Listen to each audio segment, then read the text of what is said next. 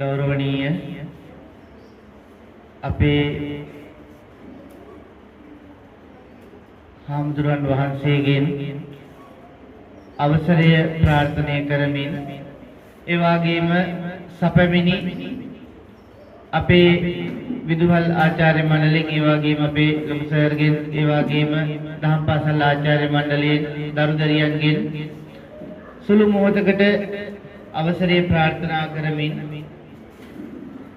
නායකත්වය කියන්නේ මොකක්ද කියලා ඊටාත්ම කෙටියෙන් ඔබට විස්තර කරන්න තමයි අද මට මේ අවස්ථාව ලබා දුන්නේ.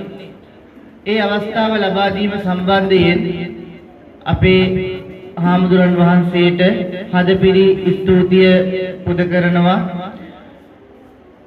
පුතේ මේ වෙලාවේ ඉඳන් අම්මේ තාත්තේ ඔබට ඉවත් කරන්න එක වචනයක් හෝ නැති වේවි කියලා මම හිතනවා.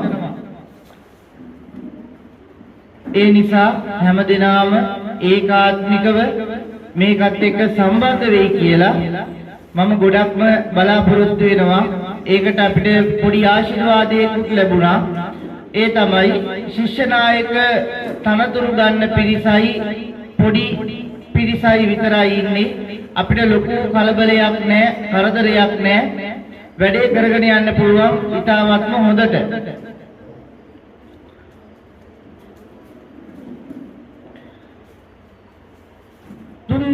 තුම්හෙහි කිච්ඡං ආතප්පං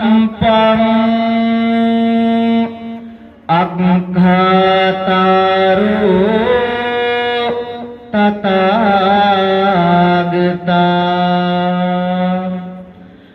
පටිපන්නා පමුක්ඛන්ති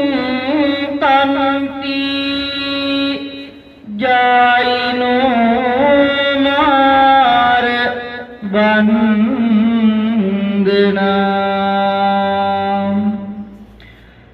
සර්වඥයන් වහන්සේ හැම දිනාටම මග පෙන්වන්නා වූය. අතින් අල්ලාගෙන යා යුතු මග නොයන්නේය.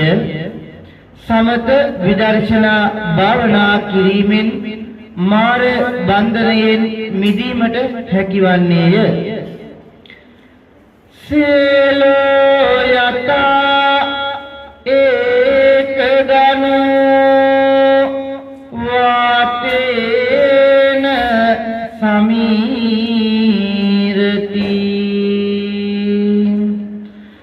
එවං නින්දා පසංසාසු න සමිඤ්ජන්ති පණ්ඩිතා. නායකත්වය දැරීමේදී සමාජ ක්‍රියාකාරීව සිටීමේදී ඔබට ලැබෙන්නේ නිന്ദා අපහාස පමණක්ම බව සිතට දැඩිව ගන්න.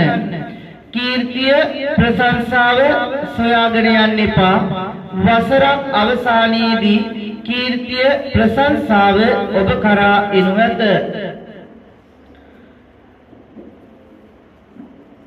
පුතේ ඔයාලට අද ලැබිලා තියෙන්නේ ඊ타ත්ම වැදගත් අවස්ථාවක්. නායකත්වය ලැබුණා හරි කියලා ඉවර වෙලා බැජ් එක පළඳ ගත්තා, පත්වීම් ලිපිය ලැබුණා, උත්සවය තිබුණා.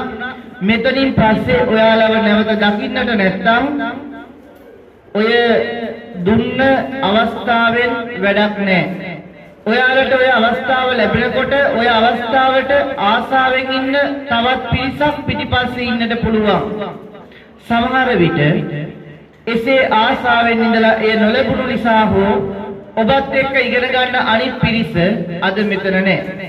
ගැටලුවක් නැහැ. නායකයෙකුට නායකත්වයේ දැරීමේදී දර්ශනයක් තියෙන්නට ඕනි. පුතේ ඊටවත්ම දුගී දුප්පත්ව තිබුණ රටක් තමයි සිංගප්පූරුව කියලා කියන්නේ. හැබැයි ඒ වුණාට ලී ක්වාන් යූ කියන ජනාධිපතිවරයා තමාගේ දැක්මෙන් රට දියුණු කරනවා. අද වෙනකොට දියුණුම රටවල් අතරින් එකක් බවට පත් වෙලා. ඔබට නිවැරදි දැක්මක් තිබුණොත් මේ ක්‍රමය වෙනස් කරන්න පුළුවන්. ඒ කියන්නේ සරල උදාහරණයක් අපිට ඇහැට පෙනෙන උදාහරණයක්ම ගන්නම්. ලබන අවුරුද්දේ ශිෂ්‍ය නායක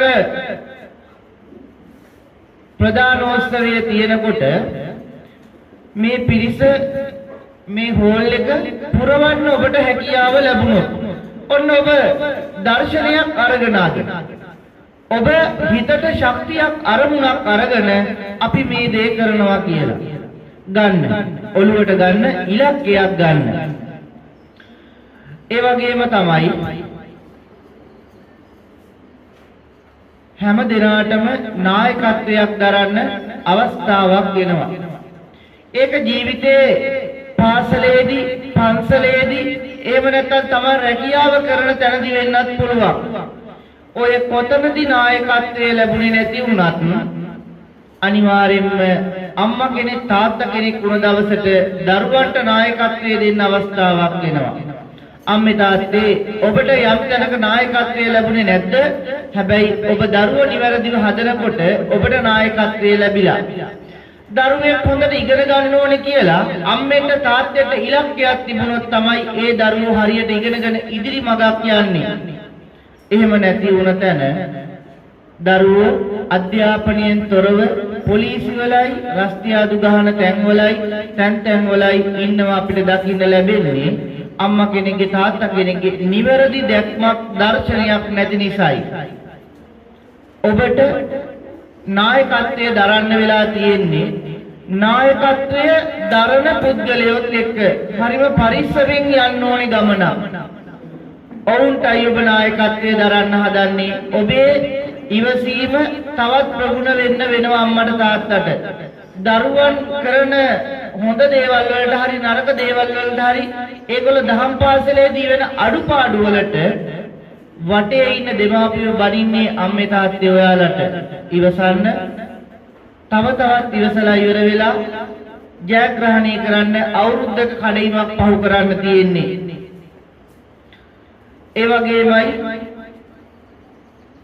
පුතේ ඔයාලට නායකත්වය කියන්නේ මොකක්ද කියලා පොතපත කියවලා ලබා ගන්න පුළුවන් දෙයක් නෙවෙයි. පුතේ ගුරුවරයෙකුට දැනුම දෙන්න නම් දැනුම තියෙන්නට ඕනි. කෙනෙක් තව කෙනෙක්ට යමක් දෙන්න නම් එයා ළඟ දෙයක් තියෙන්නට ඕනි. මිල මුදල් මොනවා හරි දෙයක් තියෙන්න ඕනේ අනිත් කෙනාට දෙන්න. නායකත්වයක් දරන්න නම් තමා තුළ නායකත්වයේ ලක්ෂණ, නායකත්වයේ තිබිය යුතුයි. ඔබ ළඟ එම ලක්ෂණ තියෙනවා දැකපු නිසා තමයි සම්මුඛ පරීක්ෂණ වලින් සමත් වෙලා අද ඔබට නායකත්ව පත්වීම් ලිපියක් ලැබුණේ. සතුටින් බාරගත් මේ ලිපියට ඔබ නායකත්වය දෙන්න දහම් පාසලේ ඉදිරි සංවර්ධනය වෙනුවෙන්.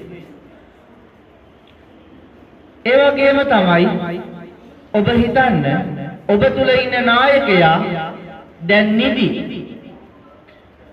ඔබම උත්සාහ කරන්න ඔබේ නායකයා අවදි කරව ගන්න. අද මගේ කතාව ඉවර වෙනකොට ඔබේ නායකයා අවදි වුණොත් අන්න ඔබ දිනු. ඔබ වීරයෙක්. නායකත්වයේ දරන්න සුදුසෙක් පුතේ.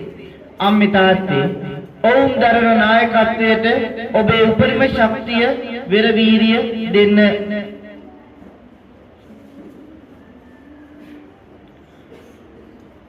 ඒ වගේම තමයි නායකත්වය කියන්නේ ඔබ තුල තියෙන කුසලතාවයක්, දක්ෂතාවයක්. ඔබ වගකීම් බාර ගැනීමට බයයි නම් ඒක හරියන්නේ නැහැ. ඒ වගේමයි ඔබට වගකීමක් බාර දුන්නම ඔබ ඒකට නිදහසට කරුණු කියන්නේ නම් එතන වැඩකුත් නැහැ. නිකමට හිතන්න මොකක් හරි පන්සලේ පින්කමක් තියෙන කලියෙන් ඔයාලට බාර දෙනවා පන්සලේ කොඩි ටික දාලා දෙන්න කියලා. ආරම්භයේදී ඉන්නවා 12 දෙනෙක්. අවසන් වෙනකොට ඉන්නේ එක්කෙනයි. ඒ තමයි නායකත්වයේ දරන ඔයා. ඔයා හිතට ගන්න ඕනේ අර අනිත් 11ම ගියත් මම තනියෙන් හරි මේ පන්සලේ කොඩි ටික දානවා. වගකීමක් බාරගත්තා නම් වගකීම නිසිලෙස ඉටු කරන්න. ඕකේ තවත් පැත්තක් තියෙනවා. කොඩි ටික දානවා 12 දෙනාම ඉන්නවා කොඩි ටික දාලා ඉවර වුණාම කට්ටියම යනවා. හැබැයි ඔයාට වගකීමක් තියෙනවා. ගත්තනම් අලවංගුව ඒ වගේමයි කොඩි බට ටිකක් තියෙනවා නම් අමතර කොඩි ටිකක් තියෙනවා නම් ඒ ටික එකතු කරලා નિયમિત තැන්වලින් තියෙන වගකීම තියෙන්නේ ඔයා අතේ. බාරගත් වගකීම ඉවර වෙනකම්ම කරලා ස්මරණය කරලා බලන්න මම පටන් ගත්ත වැඩේ සම්පූර්ණයෙන් ඉවර කරාද කියලා. එහෙම ඉවර කරේ නැතුව පුතේ ඔබ වැඩක් දමලා ගහලා යනවනම් ඔබ නිසියාකාරව වගකීම බාරගත්තේ නැතුව වෙනවා. ඒ වගේමයි ඔබ කණ්ණාඩිය ඉදිරි පිටට ගිහිල්ලා ඔබ දිහා බලනකොට ඔබට දැනෙන්නේ වගකීමක් බාර ගන්න බැරි කෙනෙක් විදිහට නම් ඒක හොඳ දෙයක් නෙවෙයි. පුතේ ඔබ යනවා කෙනෙක් ඉදිරියට ඔබට දෙයක් පවරනකොට වගකීමක් බාර දෙනකොට ඔබට ඒ කටයුත්ත කරන්නට බැරි නම් ඔබ පුතේ ආකල්පමය අතින් දුර්වලයි. අනේ මට බෑනේ කියන අදහසින් තමයි ඔබ ඉන්නේ. එහෙම නෙවෙයි. ආකල්ප අතින් ඔබ දියුණු වෙන්නට ඕනේ. නිකමට හිතන්න කැලේ ඉන්න ලොකු මේ රජා තමයි සිංහයා. හැබැයි මේ කැලේ ඉන්න රජා සිංහයා වුණේ නිකන් නෙවෙයි. පුතේ සිංහයාට වඩා උසයි ජිරාෆ්. සිංහයාට වඩා විශාලයි අලියා. ඒ වගේමයි සිංහයාට වඩා ශක්තිවන්තයි රයිනෝසිරස්. සිංහයාට වඩා නුවණක්කාරයි නරියා. මේ ගුණාංග හතරෙන් එකක්වත් සිංහයා ළඟ නැහැ. හැබැයි සිංහයා ළඟ තියෙන එකම ගුණාංගය තමයි මට පුළුවන් මම බලවත් කියන එයා ළඟ තියෙන හිතේ හයිය ආකල්පමය දියුණුව. ඔබට යම් කෙනෙක් වැඩක් පැවරුවොත් මට බෑනි ඒක මට බෑනි කියලා ඉවරලා හිතන්න කලින් මම මේක කොහොම හරි කරනවා කියන ආකල්පය දියුණු කරගන්න. පෞරුෂය ගොඩනගා ගන්න මට මේක කරන්න පුළුවන් කියලා. ආන් එතනින් තමයි පුතේ ඔබ නායකත්වයේ දැරීමට සුදුසුෙක් වෙන්නේ. හැබැයි මොන දේ කරත් කමක් නැහැ. හොඳට මතක තියාගන්න. ඔබ වැඩ කරන්නේ මිනිස්සුත් එක්ක. ඔබේ සේවා කාලය වසරයි. නිලතල බලතල తాවකාලිකයි. මනුස්සකම සදාකාලිකයි. ඔබ මිනිසෙක් විදිහට අනිත් මිනිස්සුත් එක්ක වැඩ කරන්න නිහතමානීව නිලයෙන් බලයෙන් තලයෙන් උදම් වෙලා උඩඟු වෙලා ඔබ අනිත් අයට බනින්න කරන්න ගහන්න ඕනෑවට වඩා රවන්න කරන්න ඒව කරන්න යන්න එපා. ඔබ වෙනදට වඩා ඔය නිලය ලැබුණත් එක්ක ඔබ අනිත් අයත් එක්ක hina වෙන්න පටන් ගන්න. ඔබ අනිත් අයත් එක්ක සුහදව ඉන්න පටන් ගන්න. ලෝකය වෙනස් කරපු නායකයෝ ලෝකය වෙනස් කරේ පුතේ තමන් ළඟ තිබ්බ නායකත්ව ලක්ෂණ වලින්. ඒ කියන්නේ ඇමරිකාව දියුණුම රටවල් අතර දියුණුම රට බවට පත් කරන්න ඒබ්‍රහම් ලින්කන්ට පුළුවන් වුණා නම් දුප්පත්ම රටවල් අතර තිබුණ රටක් සිංගප්පූරුව දියුණුම රටවල් අතරට පත් කරන්න ලී කුවාන්ට පුළුවන් වුණා නම් ඔබ වසර ගණනක් පැමිණි දහම් පාසලේ තිබ්බ දුර්වලතාවයන් වෙනස් කරන්න ඔබට බැරි නෑ. ඔබේ නායකත්වය සිටින් ඔබ පටන් ගන්න වැඩ කරන්න. අපේ හාමුදුරුවන්ගෙන් අහන්න, ආචාර්ය මණ්ඩලයෙන් අහන්න මේකට මොකද කරන්න කියලා. ළඟ ළඟ පොය පින්කමක් එනවනම් එහෙම නැත්නම් පන්සලේ වෙනියම් පින්කමක් එනවනම් ඔබ නායකත්වයේ ගන්න මේකට අපි මොකද්ද කරන්න ඕනේ කියලා වැඩ පටන් ගන්න. පිරිස සංවිධානය කරන්න. පිරිසත් එක්ක එකට වැඩ කරන්න ඔබ තමයි සුදුසුම කෙනා මෙතන. ඒකයි ඔබ උපත් කරේ. ඔබ පිරිසක් සංවිධානය කරගෙන වැඩ කරනකොට ඔබ නැවත වාරයක් හිතන්න ඔබ ඒ වැඩේ කරන්නේ සිංහයෙක් වගේද බැටළුවෙක් වගේද කියලා. අම්මේ තාත්තේ නැපෝලියන් බොනපාට් කියලා ඉන්නවා වීරයෙක්. මෙයා කියනවා බැටළුවන් 100ක් එක්ක එක සිංහයෙක් යනවා යුද්ධයට. පුතේ මම මේ ප්‍රශ්නේ අහන්නේ ඔයාලගෙන්. බැටළුවන් 100ක් එක්ක නායකත්වයේ දරනවා සිංහයෙක් යනවා යුද්ධයට. කවුරු දිනන්නේ නැද්ද? අනිත් කණ්ඩායම දිනන්නේ නැද්ද? සිංහයා ප්‍රමුඛ කණ්ඩායම දිනන්නේ නැද්ද? සිංහයා ප්‍රමුඛ කණ්ඩායම දිනුවා කියනවා. ආයෙත් යනවා සිංහයන් 100ක් එක බැටළු නායකයෙක් එක්ක. එයාලගෙන් කවුද දිනුවේ?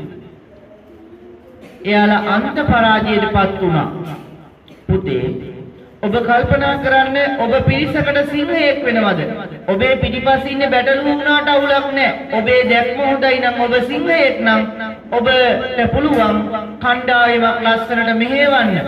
හැබැයි පුතේ හොඳ වැඩ කරන පිරිසක් ඉද්දි ඔබ බැටළුවෙක් නම් ඔබේ පිරිස පුතේ බැටළුව වගේම පටන් ගත්ත වැඩේ දමල ගහලා යන පිරිසක් බවට පත් වෙයි. එහෙම නොවන්නට අදින් පටන් ගන්න ඔබේ සේවය ඊටාත්ම උනන්දුවෙන් උත්සාහයෙන් කරන්න හිතට ගන්න අද ඉඳන් ඔබ සිංහයෙක් වගේ පිරිසත් එක්ක වැඩ කරන්න. හැබැයි බලය පෙන්වන්න කියනවා නෙවෙයි. මනුස්සකමින් වැඩ කරන්න යාලත් එක්ක.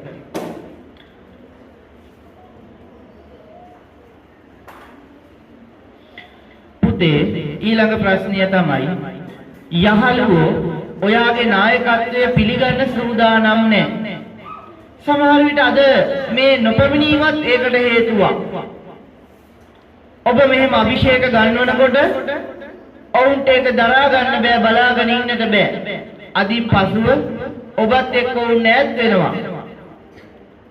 හැබැයි ඔබට මේ කාලයක් තුල කරන වැඩත් එක්ක එයාලා ඔයාගේ පස්සෙන් ඉන්න ඔයාගේ නායකත්වය පිළිගන්න තරම් ඔයා හොඳට වැඩ කරන්න පුරුදු වෙන්න. දෙනු ලබන ගුරුවරු අපේ හාමුදුරුවෝ දෙනු ලබන වගකීම් නිසියාකාරව ඉටු කරන්න.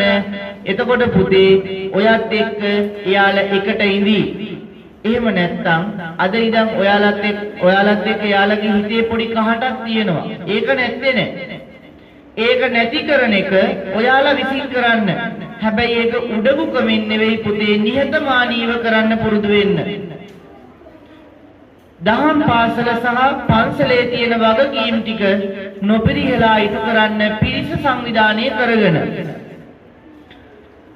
ඒ වගේම තමයි ඔබට යම් වැඩක් පවරපුවම ඒ වැඩේ කරන්න වෙන්නේ ඔබට හාමුදුරුවන්ගෙන් අහන්න යන්න වෙනවා නිතර. ගුරුවරුන්ගෙන් අහන්න යන්න වෙනවා නිතර. ඒ වැඩේ ගැන. ඔන්න එතකොට අනිත් පිරිස කියනවා අරය ගොට්ටල්ලන්න යනවා. ඕම් කියනවා ඉතින්. හත්වලාපි දෙයක් අපිට කවුරු හරි පැවරපුවම අදාළ නායකයාගෙන් අහන්න නැතුව එහෙම කරන්න පුළුවන්ද අපිට? බෑනේ. ඔබ ගිහිල්ලා ඕන තරම් අහලා බලලා වැඩ කරන්න. හැබැයි එකිනෙකාට විරුද්ධව කාත් එක්කවත් කේලම් කියන්න යන්න එපා. අහලා බලලා වැඩ කරන්න. තමන්ගේ තීරණයට වැඩ කරන්න එපා. ඔබ දහම් පාසලේ ශිෂ්‍ය නායකයෙක්, පන්සලේ උපාසක මහත්මිය. ඒක තේරුම් අරගෙන තමන්ගේ භූමිකාවේ තමන් ඉන්න කේලම් කියන්න අවශ්‍ය නැහැ. මං කිව්වේ ඔබට නිന്ദා අපහාස එනවා අනන්තවත්. ඒ නිന്ദා අපහාස වලට සැලෙන්න යන්න එපා. බල්ලෝ බුරයි අනන්තවත්. ඔය බුරන හැම බල්ලටම ගල් ගහන්න ගියොත් එහෙම පුතේ ඔබට ඔබේ ගමන නිසියාකාරව නිමා කරන්නට බැරි වේවි. අදාළ කරගන්න මෙපා මේ දේවල්. ඔබට වසරක කාලයක් තමයි නායකත්වයේ දරන්න හම්බ වෙන්නේ. ඔබත් එක්ක ඉන්න පිරිස මේ වසර තුල හැලෙන්න පුළුවන් අනන්තවත්. ඔබ හැලෙන්න දෙන්න එපා. නායකත්වය ලැබෙන්නේ පුතේ තව තවත් පිරිස එකතු කරගන්න මිසක්කා ඔබත් එක්ක ඉන්න අයවත් නැති කරගන්න නෙවෙයි. මිනිස්සු තරහ කරගන්න නම් ඔයා නායකත්වයක් දරන්න ඕනේ නැහැ. හරිද? ඔයා ඒක නිසා නිලතලයෙන් උදම් වෙන්නේ නැතුව, උඩඟු වෙන්නේ නැතුව නිහතමානීව මනුස්සකමින් හැමෝත් එක්කම hina වෙලා ලස්සරට ඔයාගේ පන්තියේම කට්ටියකින් ඔයාට වැඩක් ගන්න ඕන නම් ඔළුව අත ගාලා ටොක්කක් කරලා වැඩ ගන්නවා කියන්නේ. ඒ ක්‍රමයට වැඩ ගන්න ඔයා නිර්මාණාත්මකව හිතන්න. හිතලා ලස්සනට ඔයාගේ නායකත්ව කාලයේ වසරක කාලය වැඩ කරන්න. ඒක මේ දහම් පාසලේ තව අවුරුදු 5ක් 10ක් ගියත් ඔයා මැරෙන දවසටත් ඔයත් එක්ක ශිෂ්‍ය නායකයෙක් වෙලා හිටපු කෙනෙක් ස්තුති කතාවක් කරනකොට මතක් කරලා කියන්න පුළුවන් තරම් චරිතයක් වෙන්න. පුතේ ඒකනේ කිව්වේ. කය දිරනවා, නාමය නොදිරනවා. බුදුහාමුදුරුවෝ පිරිනිවන් පාලා අදට වසර කොච්චරක්? අදටත් අපි මේ නායකයා ගැන කතා කරනවා, ඒ ශ්‍රේෂ්ඨ නායකත්වය ගැන. ලී කුවාන් යූ සිංගප්පූරු ජනාධිපතිවරයා නැති වෙලා කොච්චර කාලයක්ද? අදටත් අපි කතා කරනවා. මහත්මා ගාන්ධි නැති වෙලා කොච්චර කාලයක්ද? අදටත් අපි කතා කරනවා. අනගාരിക ධර්මපාලතුමා නැති වෙලා කොච්චර කාලයක්ද? අදටත් අපි කතා කරනවා. පුතේ ඔයත් එහෙම නායකයෙක් වෙන්න. රට බාර ගන්න පුළුවන් හොඳ මිනිස්සෙක්ගේ ලක්ෂණ වලට හොඳ නායකත්වයකට ලැබුණ පෙරහුරුවක් තමයි මේ දහම් පාසලේ ශිෂ්‍ය නායකත්වය කියන එක ඔළුවට අරන් වැඩ කරන්න. පුතේ දහම් පාසලෙන් තමයි ගුණගරුක සමාජයක් රටට බිහි කරන්න හදන්නේ. අපිට පාසලෙන් ජොබ් එකක් කරන්න දැනුම දෙනකොට ජොබ් එක කරන තැන රඳා පවතින ගුණදහම් කියා දෙන්නේ දහම් පාසලෙන් පුතේ. ඒ ගුණදහම් දහම් පාසලට අනුව, පාසලේ නම් පාසලට අනුව, ඒ නීති රීති මාලාවකට අනුව ඔබ හදන්නේ ඇයි? විනය මාලාවක් තියන්නේ ඇයි? අපිට හිතෙන්න පුළුවන් අනේ මේවා මොකටද කියලා. එහෙම නෙවෙයි. හිතන්න. පාසලේදී හරි දහම් පාසලේදී හරි කොණ්ඩයක් කපන්න නියම කරන්නේ ඇයි? පාසලේදී සපත්තු දාන්න පන්සලේදී සෙරප්පු දෙකක් ගලවන්න නියම කරන්නේ ඇයි? ගුරුවරුන්ට දන ගහලා වඳින්න ගුරුවරු පන්තියට ඇවිල්ලා උගන්වලා ඉවරුනාම ගාථාව කියන්නේ ඇයි? පුතේ ඔය අවුරුදු 18 වෙලා එළියට යනකොට මහා සමාජයට යනකොට රටක තියෙන නීතියට අනුගත වෙන්න නම් ඔයා පුරුදු වෙන්න ඕනේ පොඩි කාලේ ඉඳන්ම. හැබැයි අද ඔබ ඒකට පුරුදු කරනවාට වඩා ඔබ ඒන් ගිලිහි යන ආකාරයක් තමයි පෙන්වී යන්නේ. නීති රාමුවත් දෙමාපිය අදහසුත් එකට එකතු වෙලා තියෙනවා ඔබව හදනවාට වඩා ඔබ නොමග යවන පැත්තට. ඉතින් පුතේ විනය මාලාවක් ඔබට ලැබේ. ඔබ එදා හිටපු කෙනා විදිහට වින්න හදනවා නම් ඒක හරියන්නේ නැහැ. මම දැකපු චරිත ශිෂ්‍ය නායකයෝ වෙලා තියෙනවා අපේ හාමුදුරනේ සමා වෙන්න ඕනේ. සරම ගලවගෙන කලිසම පිටින් යන දහම් පාසල ඉවර වෙලා යන සමහරක් කෙනෙක් තමන්ගේ තනතුරටපත් වෙලා තියෙනවා. ගැටලුවක් නෑ පුතේ. මෙතනින් පස්සේ ඔබ ඔබේ නායකත්වයේ නිසියාකාරව දරන්න. ඔබේ නායකත්වයට කවදාවත් කාගෙන්වත් වචනයක් එල්ල වෙන්න බැරි වෙන්න ඔබ හැසිරෙන්න. ඔබ අදින් පසුව වෙනස් පුද්ගලයෙක් විය යුතුමයි. ඔබට ලැබුණා උතුම් නායකත්වයක්. ඒ වගේමයි ප්‍රතිඥාවේදී ඔබ කිව්වා හැමෝටම ආදර්ශවත්ව ජීවත් වෙනවා කියලා. ඒක නොපිරිහෙලා ඉටු කරන්න. ඒ වගේමයි මගේ කතාවේ සෙසු පිරිසටත් මම කතාව චුට්ටක් හදාගෙන ආවා වුණාට යාලා නෑ, ගැටලුවක් නෑ. ඔබ මේ පණිවිඩය sannivedanaya කරන්න. අම්මේ තාත්තේ මගේ අදහස වැරදි නම් වැරදි කියන්න. දුවේ පුතේ වැරදි නම් වැරදි කියන මේ අදහස. අපි નિયમિત වෙලාවට ඇවිල්ලා එනවනම් දහම් පාසලට નિયમિત වෙලාවට ඇවිල්ලා පන්ති අතුපතු ගානවා නම් අපිට පවර්ලා තියෙන වැඩ ටික හරියට කරනවා නම් අපිව බලා කියා ගන්න නායකයෙක්පත් වෙන්න ඕනේද? අපිව බලා කියා ගන්න නායකයෙක් තව ඕනේද? කොහෙත් අවශ්‍ය නැහැ නේද? ඉතින් එහෙනම් පත්තුන නායකයන්ට ඊ타මත්ම සහෝදරත්වයෙන් යුක්තව ඔවුන්ගේ නායකත්වයේ දරන අනිත් පිරිසගේ සහයෝගය ඔබ ලබාගෙන හොඳින් වැඩ කරන්න රටට දැයට සමාජයට වැඩදායී පුද්ගලයෙක් විදිහට ඔබේ නායකත්වයේ දරන්න ඔබ සිතා ගන්න. ඊ타මත්ම සතුටු සිතින් ඔබට නායකත්වයේ ලැබීම සම්බන්ධයෙන් සුභාශිංසනය එකතු කරමින් ඔබේ නායකත්වයේ ඊටමත් හොඳින් සිදු කරන්නට ඔබට ශක්තිය ධෛර්ය වාසනාව ලැබේවා. දෙමාපිය සහයෝගය ඒට ඒකාත්මිකවම ලැබේවායි කියලා ප්‍රාර්ථනා කරමින් මගේ නායකත්වයේ පිළිබඳ හැඳින්වීමේ මූලික කතාව මෙතනින් අවසන් කරනවා. හැම දිනාටම ස්තුතියි. මට මේ සඳහා ආරාධනා කරපු අපේ හාමුදුරුවන්ට නැවත වාරයක් ස්තුතිය පුද කරනවා.